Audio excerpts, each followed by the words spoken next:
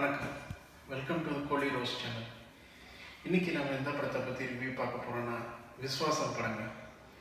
இந்த படம் உண்மையிலே ஒரு ஃபாதர் டாட்டர் சென்டிமெண்ட் தாங்க. ஆக்சுவலாக இந்த படத்துக்கு நான் பயந்து போனேங்க. ஏன்னா இதுக்கு முன்னாடி சிறுத்தை சிவா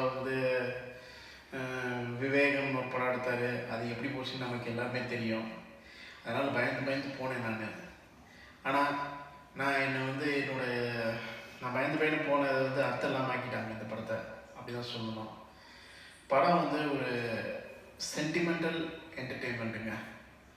ஓகேங்க, ஸ்பாய்லர்ஸ். இந்த படம் ஆரம்பிக்கிறது தேனி மாவட்டத்தில், என்னோடய மாவட்டத்தில் ஆரம்பிக்குது. அது ஒரு ப்ளஸ் பாயிண்ட். இன்னொன்று, தேனி மாவட்டத்தில் தலாஜித் இங்கே ஊர் தலைக்கட்டாக இருக்கார். தலைக்கட்டாக நாட்டாமையாக இருக்கார். அவர் ஊர் திருவிழா நடக்குது. திருவிழா நடக்கும்போது இவர் மட்டும் தனியாக இருக்கார், எல்லாமே ஜோடியாக இருக்காங்க. சரி, அதை பார்த்து அவங்க குடும்பத்தோட வற்புறுத்தல் காரணமாக அவர் ஒய்ஃபை நயன்தாரா 2 பேர் பிரிஞ்சு நயன்தாரா மும்பைக்கு போயிட்டாங்க குழந்தைய எடுத்துகிட்டு. சரி, அஜித் மும்பைக்கு கிளம்புறாரு. தேனியிலேருந்து மும்பைக்கு அவர் கிளம்புறாரு அஜித். அவங்க ஒரு குழந்தைய கூப்பிட்டு வரக்காண்டி அப்படியே ஃப்ளாஷ்பேக் போகுதுங்க படத்தில். ஃப்ளாஷ்பேக்கில் என்ன சொல்கிறது, அது நார்மல் ஃப்ளாஷ்பேக். ஒரு டாக்டராக வராங்க, அப்படியே லவ் வருது.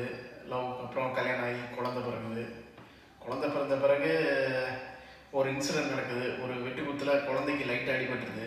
உடனே நயன்தாரா இதை காரணமாக காட்டி, இங்கே தான் என் குழந்தைக்கு சேஃபே இல்லை, உன் கூட இருந்தால் சேஃபே இல்லைன்னு சொல்லி அவங்க மும்பைக்கு கூப்பிட்டு போயிடுறாங்க. ஸோ இவங்க 2 பேர் பிரிஞ்சே வர்றாங்க. சரி, இதுக்கப்புறம் நம்ம அஜித் ஐயா மும்பைக்கு போகிறாரு. மும்பைக்கு போய் தன்னை பொண்ணை ஒளிஞ்சது பார்க்குறாரு. பார்த்துட்டு ஒரு கட்டத்தில் வில்லன் அவரோட பொண்ணை கொலை பண்ண வராங்க. கொலை பண்ண வழக்கம் போல் நம்ம அஜித் போய் அவங்கள காப்பாற்றிடுறாரு. சரி, இந்த கொலை ஏன் நடக்குது அப்படின்னு அஜித் ஆராயும்போது, இதுக்கு பின்னாடி ஒரு கார்பரேட் கம்பெனியோட வில்லன் இருக்கார். அவர் தான் கஜபதி பாபு. அவருக்கு ஒரு ஃப்ளாஷ்பேக் இருக்குது. அவர் ஃப்ளாஷ்பேக் இல்லைன்னா மகள் ஒருத்தி இருக்காங்க. அந்த மகள் அவங்களும் இந்த மாதிரி ஸ்போர்ட்ஸ் காம்படிட்டராக இருக்காங்க. இது முன்னாடி சொல்ல மாட்டேன், இந்த பொண்ணு ஒரு ஸ்போர்ட்ஸ் காம்படிட்டர், 2 பேருமே அத்லீட்ஸு. இந்த பொண்ணு ஜெயிக்கணும், அந்த அப்பா ஜெயிக்கணும், நீ ஃபஸ்ட்டாக எப்போவுமே வரணும்னு சொல்லி வற்புறுத்திக்கிட்டே இருக்காரு கஜபதி பாபு. அந்த வற்புறுத்தல் தாங்க முடியாமல் அந்த பொண்ணு எப்படியாச்சும் பண்ணணும்னு சொல்லி ஸ்டெராய்டு எடுத்துக்கிச்சு. ஸ்டெராய்டு எடுத்ததுனால இந்த பொண்ணு அதை பார்த்து போட்டு கொடுத்துருச்சு. அதனால இந்த பொண்ணு வில்லனோட பொண்ணு சூசைட் பண்ணிக்குது. சூசைட் பண்ணி சாகாமல் அந்த பொண்ணுக்கு கை கால் வழங்காமல் போயிடுது. சரி, அப்புறம் இதனால் இந்த காரணத்தினால வில்லன் அஜித்தோட மகளை போட்டு தள்ள முயற்சி பண்ணுறாரு. இதை அஜித் காப்பாற்றுறாரு. இதுதாங்க கதை.